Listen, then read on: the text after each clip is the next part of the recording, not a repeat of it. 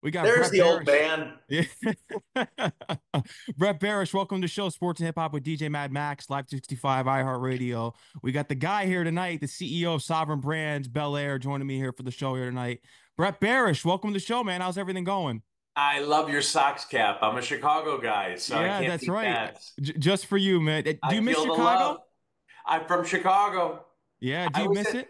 I always do, but I love both Cubs and Sox. But I did go to Game 7 of the Cubs when they won. It was the best thing I've ever done my whole life. Yeah, the game. Yeah, they finally won the World Series back there in Best, and you 2016. know what it was? It was such a cool thing that if they won 10 more times, it doesn't matter. I wouldn't go. I just wanted. I was there for that one. No, that's all you need to see. Just think there's all those 100-year-old Cub fans that didn't even get to see them win. Oh, it's most amazing experience and the highlight and oh, sorry about that. I got It's all six good. kids, so someone's always going to come in. Well, we're also going to be talking about your line of kids as well, because each one of your liquor brand, liquor products, those are you consider those your kids as well. But before we really get into things, how was the tour in the UK? Because I know you got this thing upcoming in Asia. How was the UK tour? Oh, loved it. We do so my brands are in like 100 countries, and UK is one of the biggest markets for us. And as you probably know, I lean into music heavily, and the UK is to me, it's that transatlantic, trans Africa. It's got everything going on. So it's important that I spend a lot of time in the UK. So it was great. Yeah. And how did this start as far as because you believe in the worldwide global brand building. So when did you start to expand into other countries? Because I knew you were going out to Hong Kong when you were younger and learning how to speak Chinese and all these different languages. So when did the global brand expansion really start for you? It's based on the idea that if you ask me, Brett, what's the difference between, Lithuania, Poland, Romania, and the US? I would say when it comes to premium brands, they work everywhere. So to me, my view is, you look at Prada, Chanel, Bugatti, Ferrari, they exist in all markets in the world, and we all want premium brands. So I've always been a big believer, let things breathe, you got to try. And if people want the brand, give it to them. Show them support, and it's something it's worked for us where I just want to go where our brands are wanted and it shows it works. Mhm. It does. And it really is a lifestyle because when I did the promo and just learned about you and you doing your show with Self-Made Tastes Better, we can relate to that. People who are self-made, such as yourself, and especially me and artists out there, and even small businesses that built themselves up, that's a lifestyle. And you like to tell stories with all your products, and that's something that we heavily have in relation and can relate to what you do. Yeah, I was asked. It's funny. I was asked by somebody that I'm actually giving them money to invest, and they said, we're trying to build our business, and you're a brand builder. What's your advice? And my advice is assume no one follows up, and you have to do everything. You have to make it happen. If you're waiting for that call that someone's going to help you, if you're waiting for something to happen, forget it. It's never going to happen. You have to lead. And I call myself an old school brand builder. It's all about, or I'll use Nipsey's words. It's all about popping your trunk on the corner and just selling your goods. And that's what I do every day. Yeah, and Nipsey definitely told you that in the conversation there. As far as the self-made series, because the self-made tastes better, which is your show, your podcast. What was the artist that taught you the most game? They all do. I think that's the beauty of these interviews, and I'm sure you experience it too.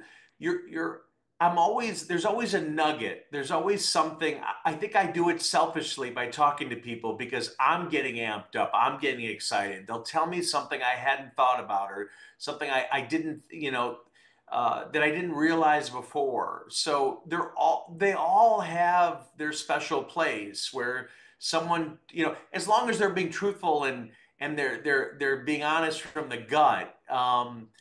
They all give inspiration. They've all got their. That's why I like talking to people about on what I focus on with these interviews is I want to hear all the shit that they went through because I can relate to that, and that's what's motivating. If you tell me all about your success, I don't want to hear that. I know you're successful. I want to know the struggle side because I think most people it's a struggle to get there. So I like hearing that side, Max. Yeah, you're defined by your losses. 100%. And I think the losses are the things that inspire the next person. Mhm. So, when I was growing up, it just looked easy. Everybody's story was easy. And I wish people were more transparent and honest and told you the horror stories they went through if they lost everything or just it's the fight side. I'm thinking of like Aoki as an example. I have my own interesting relationship with my father. He had a very unique relationship with where his dad was not supportive. That's the kind of shit that I like hearing because I can relate to stuff like that. Yeah, and you definitely had a difficult journey going early on, and I want to get into it because it really is inspiring, especially with your mother being a huge supporter of you, and she was the one who gave you the name for Sovereign Brand. She told you to run with that. 100%. My mom is 94 years old. Oh, God bless her. She rollerblades every day. She swims every day. She won't leave the house without a sweatshirt, a hat, a T-shirt of our brand. She's got her own business cards. She's taught me to be fearless, and in some ways, I always joke that she's either fearless or clueless, and I think those two things are the same thing. Because if you don't know what you're getting into, you fight. You have no choice. But she's taught me that I don't have to be like everybody. If I believe in something, just go for it. The word she always used to say, all they can do, you got to ask because all they can do is say no. So ask. And those seem like such common things, but you need to hear that shit to go execute that stuff. But she's my hero and inspiration. Mhm. And she was willing to sacrifice her jewelry for you at one time early on in New York to get things going. It's true. I had investors, which for me sucked because they didn't share the same vision and view that I did, and they wanted to wind up the company. And I think it was probably the worst moment for me in that they wanted to wind it up. And I remember calling my mom. I was on Broom Street and Broom and Worcester in New York on my phone, calling her, telling her what's going on, telling her they want to wind up the company. And she says, Brad, I'll sell all my rings for you. And I said, don't worry, I'll figure this out. But I remember at that moment, Max, I remember telling her, I love what I'm doing. And if I could just live on making enough money just to live, I'm done. I'm happy. And I think I needed that because I think somehow we all assume shit happens fast and it's going to happen quickly. And it's for maybe for 1% it does, and the other 1% they're lucky, and the rest of us we just got to work hard.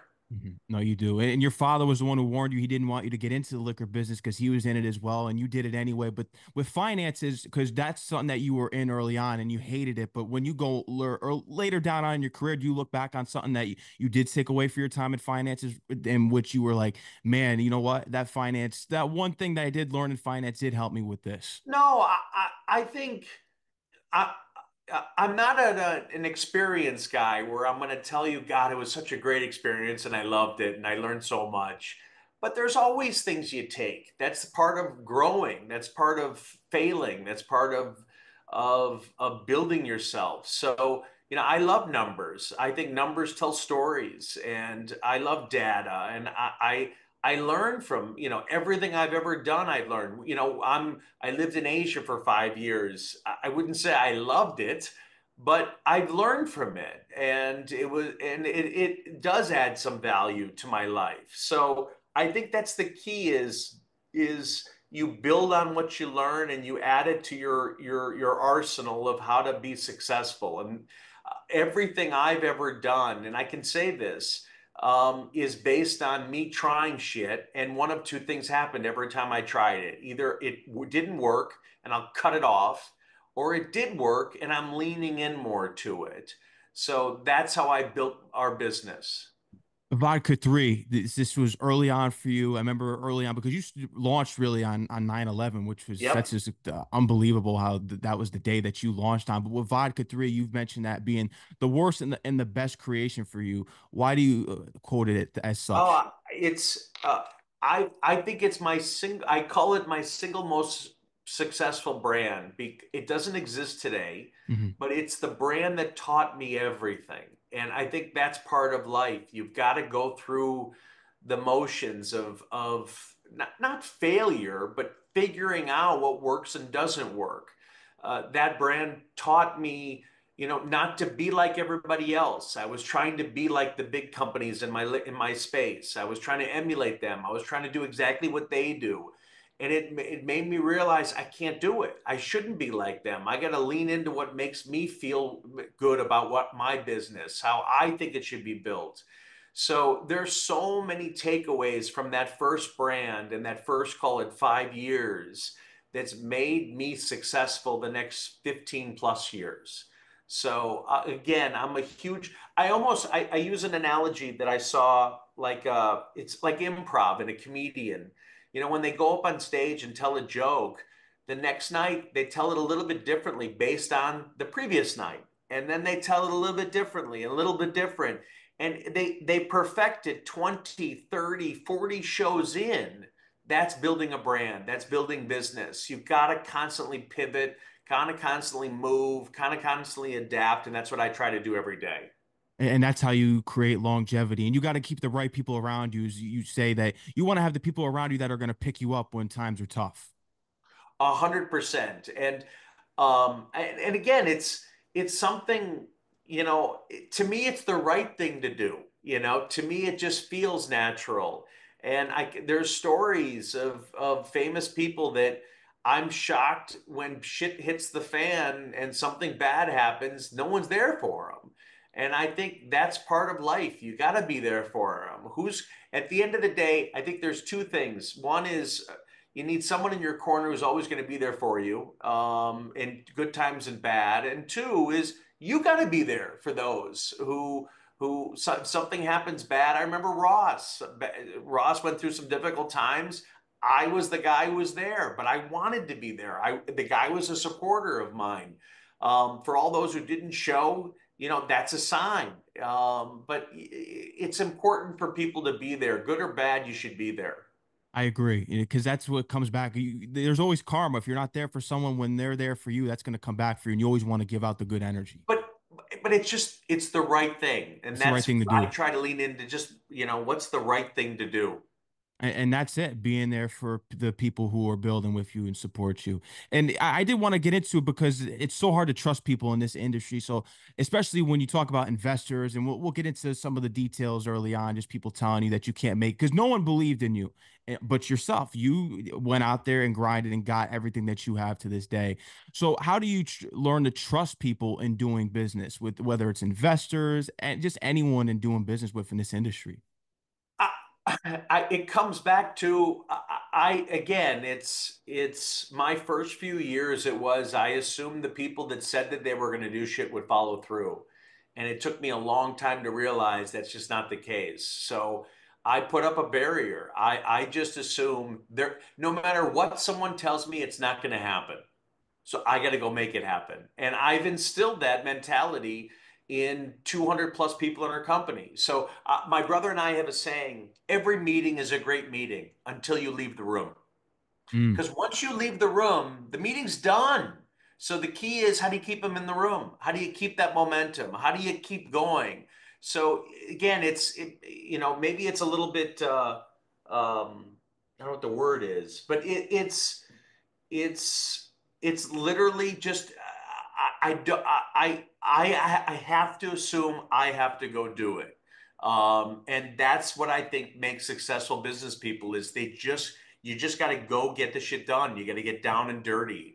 And that's what I've done with all my brands. And I'll just say one thing, Max, because you mentioned, success and people saying it's not going to work. I've had, hopefully, I'm on my fifth successful brand, which is unheard of in this industry. And today, still people doubt. They still question. They still don't believe. And that's okay. My job is to convince people and try to convince them and share and get them over the hump. But you're always, no matter what, you're always going to have people that are not going to believe in you, or want to be you, or want to be a hater, or for whatever reason, they're not on your team until there's something that wins them over.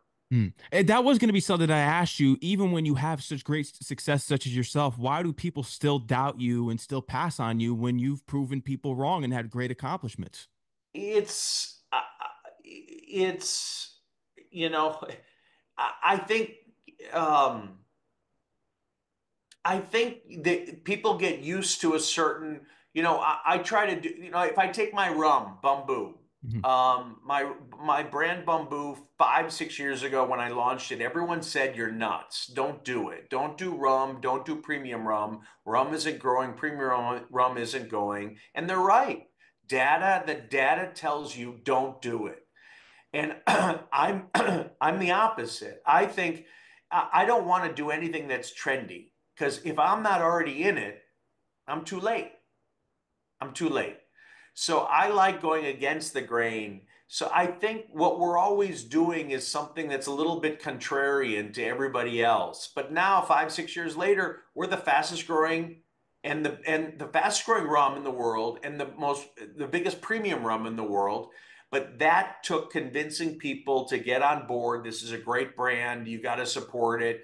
And every day it's a fight until we kind of turn the tide. But I think it's human nature. People just, they have their own, every day it's easier. I should say that. But there's always people who are going to be negative. There's always people who don't believe. The key is you just got to find ways to turn them. You got to.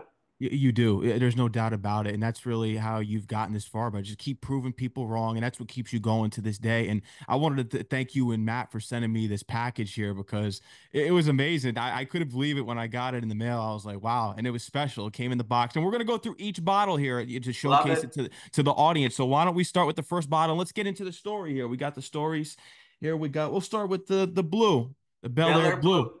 So first, Belaire. Belaire was a brand 10 plus years ago I launched. Everyone said, you're nuts, Brett. You launched Rosé first, which is the black bottle.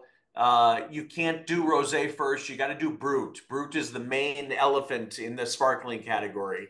I didn't want to do it. I wanted to do Rosé first. They said you can't compete with against Moet. It won't work. You put it in a black bottle. You can't see the liquid. Now we're bigger than Moet in the United States on the rosé side. Blue, perfect example. You know music. You talk to a lot of people in the music world, and one of the questions I love asking artists: the number one commercial success, the number one song they have commercially. Did they think it was going to work? 99% of them will tell you no. I didn't like it. No one liked it. I didn't want to put it out, but they put it out. And look what happened. And that tells me you got to try shit. You can't overthink it. Blue was either going to work or it wasn't going to work. The thing took off. It became our biggest brand. It's an amazing product. In France, this is our number one SKU, which just shows the power of a brand, Bel Air Blue. Belaire Blue, French made in, and a lot of your products are made in France because I want to get into the Vion. That one is. Vion's kick-ass. Vion has meaning. Vion. The name comes from Francois Villon. He was an iconoclast, a poet, someone who went against the grain. He was killed by a monk. He was kicked out of Paris. It's everything that goes against the norms. Against the police too. Exactly. It goes against everything. And he was a badass. And some people say the word villain comes from Villon. But it competes in the cognac and liqueur categories. If you like cognac, if you like, this is amazing any way you mix it. Oh, it is, and we know what we got here. We got the original Bamboo. There you go. This is Six marks the spot. this is the goat, the Yeah. greatest of all time. This is Little Wayne's little baby. Yeah. This little brand is in 70, 80 countries. It's our fastest growing brand.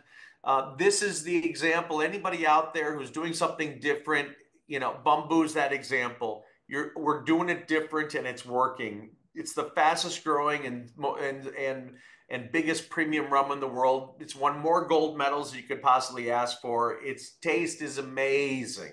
Yeah. And we can't forget about the cork. It's the biggest one. Cork, I wanted a big fat cork. It's probably the biggest in spirits. I wanted you to pop it out with your mouth like you were a pirate. The X stands for X marks the spot. Bamboo, the name comes from the 16th century. All my brands have meanings, so names are critical. And Max, in the 16th century, merchants, sailors who traveled the West Indies, they didn't like the taste of rum, which they And they called created their grog. own. Exactly, and they crafted their own, and they referred to what they crafted as bamboo, and that's what it is. So it's bringing that back to life. That's what bamboo is. Yeah. And you got the cream one behind you there too. Can't forget the bamboo cream. There you go. And this is so this is my example of skip dinner, just drink. Just drink. This is all you need. Bamboo cream, it crushes Bailey's. It tastes amazing. Around 4 or 5 o'clock, you'll if you come to my house, you're gonna see me drinking a coffee with bamboo cream inside. So a nice coffee. There you go. Big mood drinker, I heard. You know me well. I don't drink. If you ask me what I drink and how I drink based on the mood I'm in. So tonight, I've been drinking ginger ale with Bamboo XO, which is our higher end profile. And then let's not forget, I don't know if Matt sent you, but this is more Oh you. yeah, This the, is the you. deacon. Yeah, I was just gonna pull that out for you. I got to hear the story behind this one with the So, plague. so a little bit of Max in this bottle. This is Mad Max. This is Burning Man. This is steampunk. This is the world this brand lives in. It's so cool. It's a whiskey from Scotland. It's a blended whiskey that's peated and smoky and bonfire. We just launched it. It's our newest baby in 60 countries. I'm going to Japan next month. It's on fire in Japan, which is amazing. But the deacon means in Scotland, Max, if you're the best at what you do, if you're the best radio personality, if you're the best barber, if you're the best economist, you're given a title called the deacon. And that's where the deacon name comes from. Mm. No, I like that. I can relate to that. See, there's stories behind everything. That's why this is the number one when we look at the sparkling wines and champagnes in America, and you're in demand in so many over 70 countries. It's unbelievable. I mean, you've really built yourself. It's an empire. And the beauty is I love my brands. I believe in Yeah. my brands. So stories, packaging, name, liquid, they all work together. They all have to be perfect. And if that's brand building to me. You got to believe in your brands. I can't look at you in the eye if I don't think my product tastes better than anything else in the world. No, and it's a lifestyle. We got the Belaire Gold too. We can't forget about Gold, that. The that's our gold, brute, that's our the brute. goal, that's our icon. It's dry, it's from Burgundy. It's amazing. Blind tasting, anybody put this up against any other brand and we'll win every time.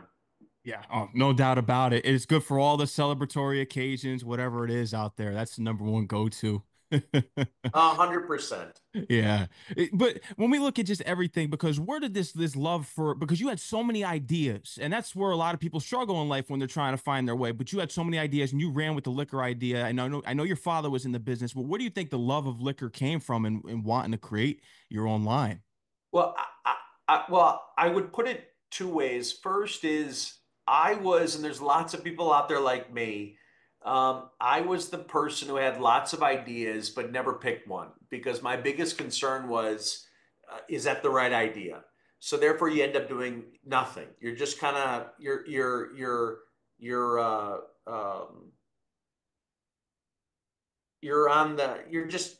doing nothing, and that's how I felt I was. And I ended up just picking the liquor industry, and I picked it because I loved it, because I loved my father and I loved watching what he was doing, and I always had ideas for brands. And what's amazing is I realized is you never stop with ideas, but you just become really good at one thing, and that's okay. So I still have lots of ideas and I still want to try things, but I'm leaned it completely into this space because this is this, again, for anybody out there, this is where I've made my most mistakes. This is where I've learned the most. This is where my biggest knowledge base is. To leave this, I got to start all over, and I don't want to do that. I love what I've learned. When is it the best time? Because when we look at, there's a lot of people that are listening today that are trying to get out of the 9 to 5 lifestyle. They want to create their own business and have success. But when you have a successful product, because you've had successful products in the past, when we look at Ace of Spades, when is the right time to sell your product? I'm not a good person to ask that. Yeah, because I know they're your Yeah, kids. it's if you can, if you know when a brand is hit its peak, God bless. Yeah. I think my view was, and if being transparent, I get business proposals all the time, and in the proposal it says, if I can get 1% of this category, and in 5 years, I could sell it for a multiple of X based on past transactions. This is my mistake. This is their mistake. They're thinking about the exit before they even start. And I think that's a huge mistake. And for me, I stopped thinking about that. Mm. I don't want to think about that. I just want to build brands, and that will come. That'll happen. For me, selling Ace as an example, that was the most difficult decision I've ever made. But I did it because it allowed me to have all these other brands. I didn't have the money to launch other brands. I didn't have the money to build a team. Back then I was 30 people. Today I'm 200 plus people. So it allowed me to get bigger. And sometimes, as I say, you cut off your arm and now you're stronger. That's what it was. Was it difficult? Of course, but for me, there was a plan where I wanted to keep growing without having an investors, without having partners. I wanted to do it on my own. Mhm. And you truly are the number one brand in the industry. And I know a lot of them that you wanted to work with all didn't want to at the time. And then there's been some people that have come back to you that said, oh, they would have worked for you, but that's only because now you're successful. 100%. And I get that all the time where people will tell me examples of brands I've done. Oh, I would have loved to have done Ace with you. I've loved to have done Douce, Bamboo. But the only reason they're saying that is the brands are successful. So they think it was easy. They think, and it's not. It's everything's always, if you think it's easy, there's no such thing as an easy business. There's no such thing as an easy industry. They're all difficult. They're all hard. We all have an equal playing field. The key is work your ass off. The key is for me is lots of little, having a sense of urgency, is again not relying on people. Do it yourself. Is sometimes not having a plan is a great plan because it allows you to pivot and move quickly. Don't bet the farm. I've got lots of expressions and sayings that have come out of making mistakes, but that's how I got here. Mhm. Say if there's people, because there's people out there, like I mentioned before, that want to escape the job that they're currently in, whether it's a 9 to 5 or just something that they got out of college. If they have that drive, because you're big on don't think, just do. So say if they know what they want to do, but they're kind of in the scarce mindset of not wanting to quit their job, would you recommend go out there and chase your dream, quit that job? It's hard to do both. It Yeah. really, it really is. It's hard to straddle it. At some point, you got to cut the cord and Yeah. you got to say, "I'm all in on this." It's because it's hard. It's a difficult thing. I can't tell you. I wouldn't be able to tell somebody when, and there's not going to be a perfect. If there's a perfect scenario, you can kind of glide into it. That's great. But it's knowing. You gotta love what you're about to do more than you love the money you think you have, and that's the difference. That's the hard part is you're giving up some security for something you love, and that love has got to be greater than anything else. It has to be. Chase the dream over the money. For me it was for Mhm. me it was I tell stories. I stopped paying my mortgage on my house to put it all back into business because I believed in my business. And then they foreclosed on my house. I stopped paying my taxes to the IRS because I could put more money in the business and the IRS swept my bank account. When I look back, it's like those are nutty things to do, but I believed in it. And I wanted, I was all in. So and I think it's also, I'll be the first one to say it. I think it's also fear. I was afraid of failing. I was afraid of having to turn around and say it didn't work. But I think, you got to at least try once. How's that? You got to try at least once. You got to try. And that mistake you can learn from, and that could make your business. It could make your career. 100%. Yeah. And 100%. how about those checks that, because I remember the check early on with the air conditioning, because you had to get the air conditioning for your apartment. That was a big investment back in New It's true. York. But I'll tell the story, but I still live this way, where it's every dollar matters. And I remember I had one other employee, and we were pretending my office was my home was my office. And Scott, he's still with me. You know, he's got no shirt on because we have no air conditioning. And he's like, Brett, we got to do something. I can't handle this anymore. And I said, fine. And we bought two, I think, 10,000 unit BTU units for the apartment. It cost like $1,500. And that was a huge spend. Huge. I remember our first big, I think I had like $1 million or like $750,000 in deposits to make on Ace of Spades in the bank account. And back then I used to walk the checks to the Chase Bank on Prince and Broadway. And I just wanted the teller to look up at me once, you know, because I'd come in with small checks come in. It was the same teller every time.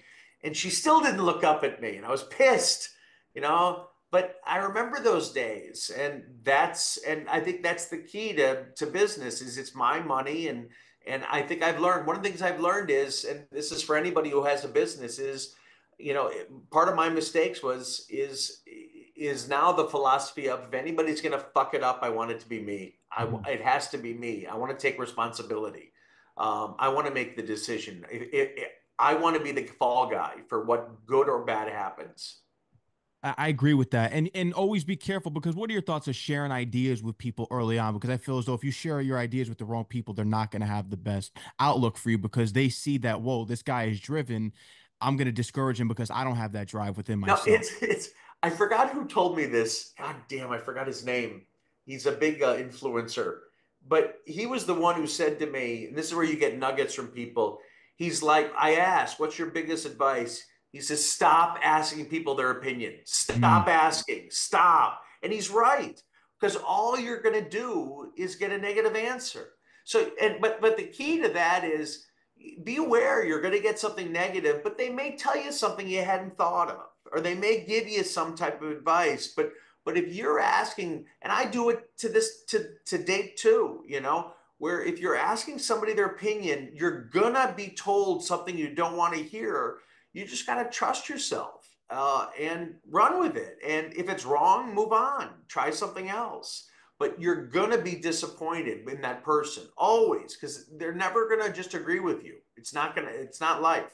no, because you're a big hip hop guy. The Far Side, Fat Lip. I know he's one of your favorites. See, you love Ross, Lil Wayne, the people that you work with. You love the people even more than the music, just because you get to know them that they're entrepreneurs. But what was your introduction to hip hop early on? What was those first couple artists that made you fall in love with the genre? um I gotta go back to let me think.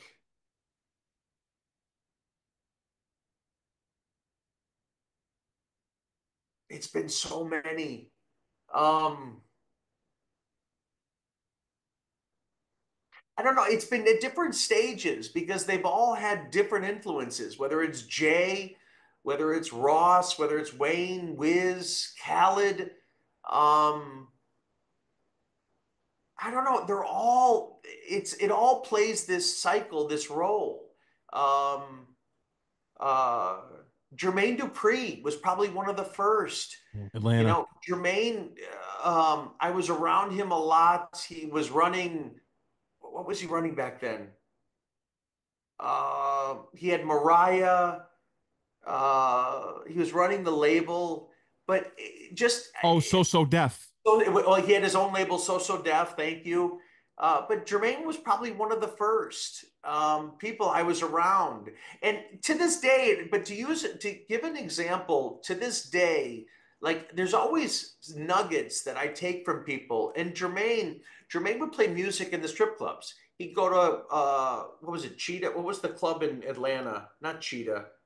Um, the other strip club. But he'd go there and play music. This is 25 years ago because he knew if the girls liked the songs, it was fly. It was cool. He'd have young artists around him all the time because it made him kept him close to the street. So he knew what was going on. And those things today are still the same.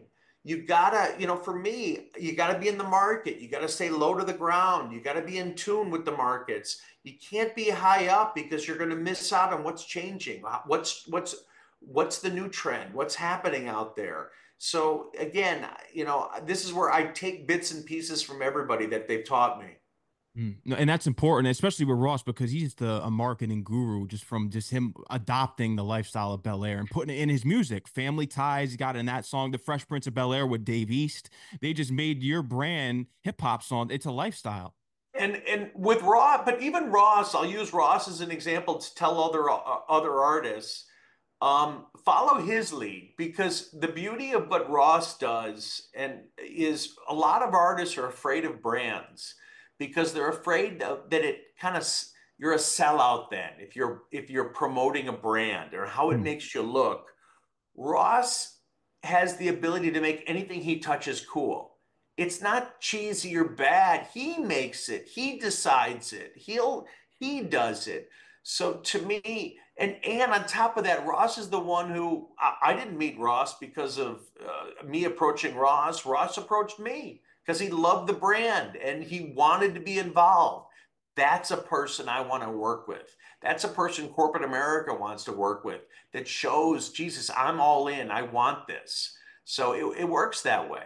yeah, and you have other ambassadors with Khaled and Wayne. So how did you? Because it really, when you looked down to it, DJ Clue was the one that introduced you with Ross and everything. So how did it really stem? Because now you know Wayne and now you know Khaled. So how did it branch off from Ross and into Wayne and Khaled? It's always been, Max, it's always been based on leaning in. If you're a fan, if you are a fan and you love the brands, what can we do? Mm, So whether it's G Herbo or Guap Dad or Dave East or Ayo and Teo or Wayne Wiz, Ross, Jay, what they all have in common is they love the brands. They wanted to be involved in the brands, and that to me is I can build off that. If for me it's if someone's hot and I'm running after them and trying to chase them, that's not it. I want that natural, organic relationship where I still have a relationship with this day. Davies, we still have a relationship. Guapdad, we still have a relationship. All these guys, we still have relationships. They want something, they need something, we're there. That's what I want to build. That's how I look at building these brands. and that's so important. You don't look at it as a transaction. And pretty much a lot of the way things are today, it's all transactional. And you want to build relationships. So when you look at it, because now we're in, especially when doing deals with artists, now we're in the social media era where you could have one hit and you're hot for a second and go on the next. Is there a way that you could kind of feel or tell with who you should probably do business with as far as an artist because it's so hot and cold now? Yeah, it's a great question, and my answer is I. To me, it's the equivalent of saying someone telling you they're going to have something go viral. It never happens. You don't know what goes viral. You have no idea who's going to be hot and who's not. So I always come back and lean into, I just want that authentic relationship where they love the brands because then it's real no matter what. It doesn't matter. It's a real relationship. They love the brands. They support the brands. And hopefully something wonderful will happen for them. Hopefully they'll grow. We're doing a big push in Africa, and Africa is a huge market for us. And I want to promote the shit out of artists in Africa. And some of the artists we're working with are young and up and coming artists. My goal is I hope we help. I hope we're there early. So people in the U.S. we were early and worked with G Herbo, A Boogie, Slump Dog. People that we got behind, but it wasn't because we thought they were hot. It's because they loved the brands and we supported them. And guess what? They became really big. Mm. And it did, and it's going to keep going on from there. And I did want to speak about this because this is an album that you're working on through Ross. I heard with the Africa artists. So it's something again. It feels organic. It feels natural for us. We've started doing business in Africa for a few years. We see great potential. I get to talk to all these different big artists in Africa, from Yemi Alade, Stonebwoy, Nasty C, Diamond Platinums, all these big names from different markets. And now what I'd like to do and what's happening is produce an album. We're not going to make any money on it. The whole point is is to get behind maybe 12 different countries, maybe 20 to 30 different artists. Ross is going to be on every single song because he's going to magnify this. But they're big names, huge names, and then up and coming names. And be able to promote the sounds of Africa and be able to promote the artists and support them. From the videos we're going to shoot in Africa to the producers we're going to promote, to the artists themselves. So it's a really neat project. I'd say we're 90% almost done with the songs. The next step is to mix them and finalize, then move on to videos and launch it sometime next year. Oh, it's gonna be big. I know that it's gonna go crazy. So, are you looking to have your own label potentially with doing this? It's there. I don't have everything I do kind of just evolves. I don't think that far. It to me, it's putting the cart before the horse. You can't have a label until you have something successful. You can't do it. So my goal is to put all my energy in this, make it successful, and then we'll see. Do we do a second album because we got more than enough songs to do it? Do we do it in another country, multiple other countries in Europe or the Caribbean, something different? But it's my way of giving back and my way of supporting the arts. And you do that, and you have hip hop support. I think when you have hip hop support, that's the most important thing because once you see the brand and you see the promotion there, everyone wants to get on board. 100%. And shout out to Ross. Some people dip their toe in and okay, I'll do one song or two. He's saying, no, fuck it. I want in on all. I want to promote the hell out of this. And the songs are dope. And I think and it's something's kind of neat that's coming out of this is, sometimes, and I say this about myself in our own industry, I never worked in this industry before. And I think that's a good thing. Sometimes being an outsider gives you a different perspective on how to do things, how to bring something different to the table, how to try something else. So I'm not in the music space. So I can bring something a little bit of a different element to the way maybe it's traditionally done. And on top of that, I can finance it. So I don't have to worry about how it's going to get done or what label's going to partner with us and to get it out there. I can finance this. That's fine. So it gives me and the artist more control of the art itself and getting that craft out. Mhm. What's your thoughts on Gen Z? Because I heard that the drinking is down, that it's 25% with the younger audience. So what are your thoughts on that? And just, I think just certain of these companies of alcohol and liquor, the stuff that's really marketed to them with some of these garbage seltzers, I'll just say what it is. That's what they like drinking, but it's down 25%. I've been reading that the younger generation isn't drinking as much. So how can we change that so we can get them the Belaire and the Bumbu? That's the beauty of brands. The good thing is when they're brands, and they're called brands and they're a badge of honor, people will still drink them. That's where we're growing. So I can't speak for the rest of the industry. So we're doing well. Yeah. But trends, but I think that's I look at again because I think long term and early in my career it was I think short term. So when trends happen, they come back. It always comes back. The big thing, like you said, was the RTDs, the mixed cocktails and cans. God, it was massive, and now there's a huge falling out, and the industry dropped significantly. They'll stick, but it's not the same. And what happens? You end up going back to other brands again in other traditional spaces. So you're always going to have ebb and flows. You're always going to have this. No, you are. I did hear a while ago that you wanted to potentially get into the cannabis industry. Are you still interested in that? You still want to do that? I'd love to do it. So as soon as I can come up for air, we'll do something in the space. I love the space. I love the categories. We're going to do something in it because it feels like a natural, organic extension of who we are in the branded space. So something will happen. Something will happen. But like I said, that's the beauty of building something is I really enjoy what I'm doing now. So I'm not in it. There's no rush anymore. I'll always have a good idea for something else, but I would rather focus on what I'm really good at. Mhm. And now, how often? Because I mean, you're well rounded in your industry, of course. So, how often are you going out to all these different clubs and stuff like that, and just kind of touching the people? Because you mentioned Nipsey.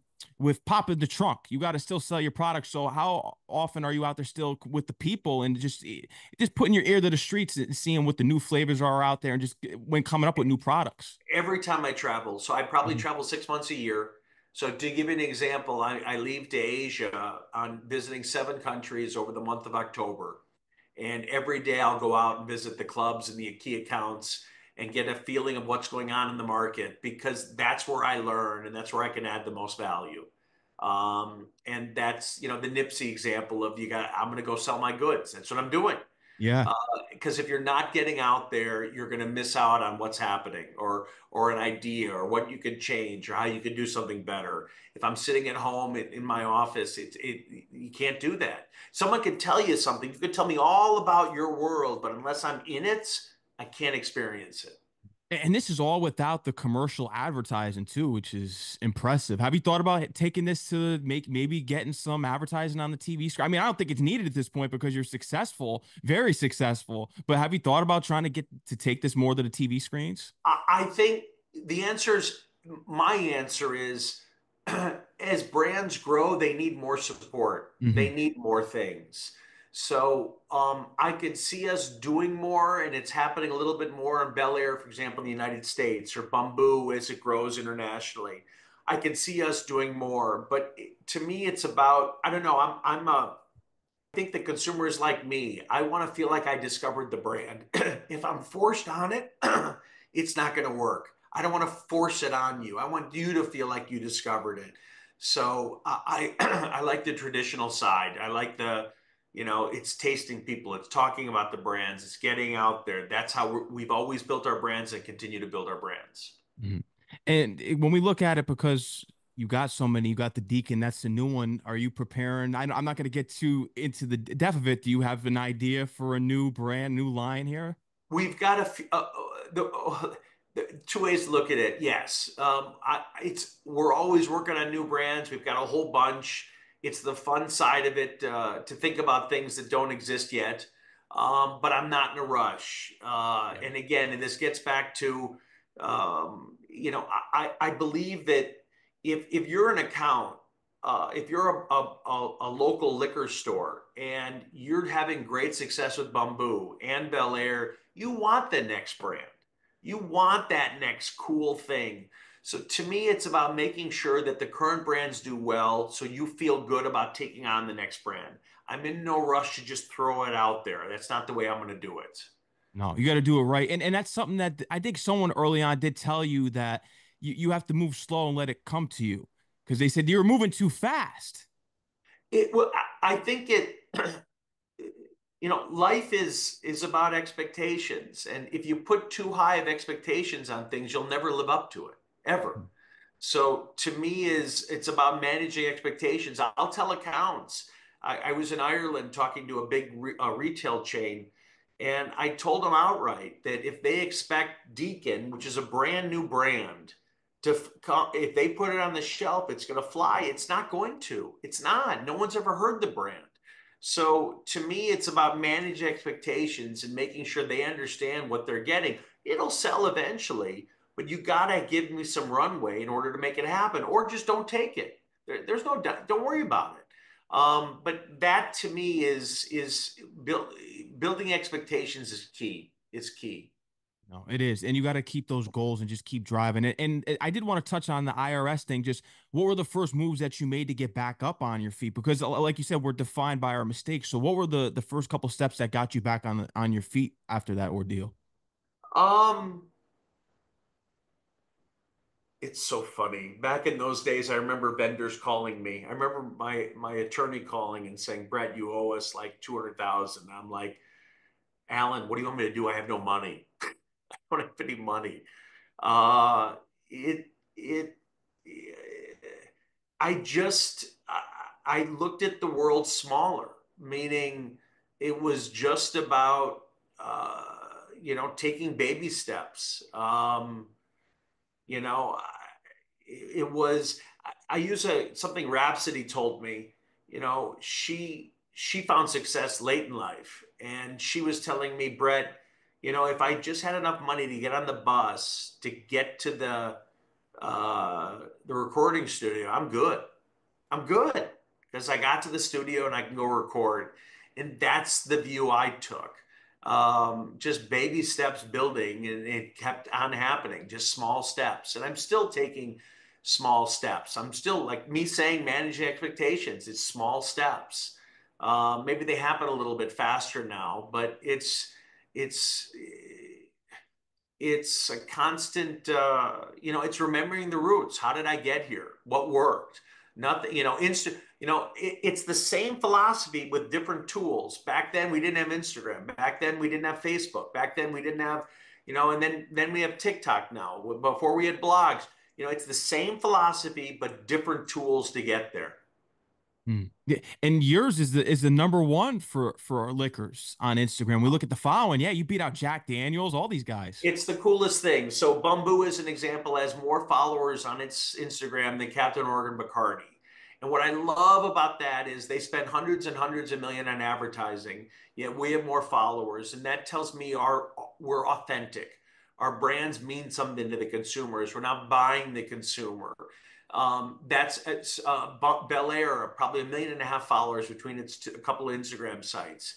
Enormous following. It's authentic, it's real. And to me, it's the same thing. I try to think of our brands no different than an artist and an artist giving back to its fans. You've got to support your fans. You got to support those who support you. That can be an artist, that can be a retailer, that can be a bar, a restaurant, that can be a salesperson. Support those, a brand ambassador, support those who support you. That's brand building. So you got the new Deacon out right now. Do you still have the technique? Because I know when you had Ace of Spades, you were having your mother call up all the liquor stores in the phone book to ask for it. Do you still use that approach when you release a new line and have to No, call up liquor stores, have I people was call just up? Max. I was just with my mom 2 days ago, and we were talking about this. So for those of you, my mom, I would give her a list of retailers from the phone book, and she would call all the retailers and ask for Ace of Spades by name. Do you have this brand, Armand de Brignac? It's a gold bottle. Ace, the nickname is Ace of Spades. And I would do it too, just to try to get them to realize the brand was real. You got to do that shit, we used to have. I remember I never had an assistant, or never had we never had a commercial director, and I made him up because he got us business, and that was me.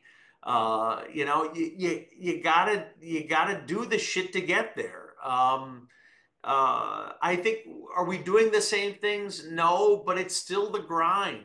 If you ask any of our team, it's still about, don't assume, like all the things I said earlier, Max, don't assume people are going to help you. No. Shout to the world your successes. Show how, the brands work. It's the same, it's the same, it's the same business plan. It's all the same. So Makes me what feel are good thinking about that. Yeah. You got to be out there and still touching the people and doing the things like that, calling up the retailers and make sure your products are there and getting the people aware with your brands. That's the promotion right there. And what are some of the most important tips you can give to people in order to become successful entrepreneurs? I know we mentioned the mistakes thing earlier and going with your gut instinct. I, I think, you know, um, there's a bunch. Like I said earlier, I think don't rely on people. If you're Mhm. waiting for someone to make it happen, assume you're always going to be waiting. Uh, I love the one about every meeting is a great meeting until you leave the room. You got to somehow keep them in the room, and remember, no one ever follows up. You have to. Sometimes I say this, sometimes not having a plan is a great plan, because I think the biggest mistake people make is they have an idea what they want to do, but they stick to that for a year. If they're wrong, that's a whole year. You gotta be aware of the situation and what's working and what doesn't. Don't bet the farm on any one thing. Try a whole bunch of stuff. Don't let other people, make the decision for you. You got to trust your instincts. If it's your money in the game, you're the one who's got to fuck it up. You're the one who's got to make that decision. Um, there's a lot, but Yeah. there's never one. And the reason I say there's a lot is because they reflect different sides of what success is. It's never one thing. It's always going to be lots of little things. It's always going to be lots of little things that add up to get you there. Yeah. No, and you got to take risks and make mistakes. And yeah, I mean, this is a perfect testament of someone who's made mistakes and has gotten to the top. and and I'm still fighting, and I Yeah. still want more, and I still got to convince people, and it doesn't change. I was in Ireland and visiting our potential importer for bamboo. I didn't want to go; they didn't want the brand. And the head of this company told me, Brett, you got to go see them. They're wonderful. They're great. I said, fine. I got into her office. I sat down. She says, Brett, I'm going to show you a presentation. I said, wait. Claire, if you're going to show me a presentation on how the rum category is not growing and how premium rum doesn't exist, I don't want to see it. And she says, okay, I won't show you the presentation. And here I'm successful in 50 other countries. But I had to share, I had to convince and get her, and now we're having huge success in Ireland. But that's what it is. You've got to convince people. I call it building an army. My Mhm. job is to build an army of supporters. My job is to find one person in a room who gets on board and then find a second person and then a third person. That to me is building a business. It is. And how is it running an army of your own? Because you have over 200 employees now. I love it because the key is to find people that believe in this. I call it we're building a legacy. How often do you have a chance to build a brand, just from scratch, to try something? And it's not easy. This is a hard job, and we I tell people every time we hire somebody, you're on an island, you're on your own. There's not going to be a lot of support. You got to go make it happen. You got to be a self-starter. If you want more more authority, more to be more autonomous. This is your job. It's not easy because we're the underdog. It's hard to build something new. It's hard to build something from scratch. It's always difficult. It's easy. You asked about when's the right time to sell. It's easy to step in and go sell Johnny Walker or Captain Morgan. It's not that difficult. But selling something that's no one's ever heard from before, that's hard. It is. You got to have balls. And you're someone that definitely has them because, I mean, when we look at it, just when you decide to take the brands to the market, you're someone that doesn't go with the trends. You go with how you feel. And that's what you've done with each of your lines. And that, I gotta believe in it, and I gotta believe in it. And it just takes all my brands. I can literally point to people. If I take Ace of Spades or do say any of these brands, they're people that I know have made it successful because they just believed in it. They got behind it. Most of my team came from our importers and distributors were people that just believed in our brands. I didn't pay them to believe in them. They were never employees to believe in them. They just believed. That's who you want on your team is people that get behind you. And that's the same way I treat the artists or our brand ambassadors. They're on our team. Have you thought about, because social media is so powerful now, but have you thought about different ways that you can even expand to actors and even when we look at other genres of music because you're so hip hop dominated, but we want to dominate everything. I want Yeah, to see you dominate everything. yeah. It's my answer is it's a good question, but it just doesn't feel organic. It Mm. feels like now it's transactional. Yeah, yeah. If I was into country music, okay, I could lean into country, but I'm not. No. So it doesn't feel right. So I want to lean into things. I was not into Afro beats before, but now I am. I wasn't into Piano before, but now I am. So it feels natural. So I want to do things that feel natural because if it comes back to being a transaction, that's not us. Like that's not how. At least right now, that's not us. It doesn't feel right, and I want to keep doing things that feels like something. It feels natural. It's a natural extension. Yeah, a relationship. Correct. Yeah, and that's what we build here. 100%. Yes. And you got the hats behind you. Are you looking to expand in the fashion world too? No, not fashion, but I will say this is I love our swag because it's very much street culture. Hmm. We're constantly coming out with new styles and new ideas. And I'll give you an example. Most brands, uh, at least the way I feel about it, a brand doesn't change their logo. You know, Nike isn't going to change their design or their swoosh. They're not going to change it. I want to change mine. I want mine to adapt. I want it.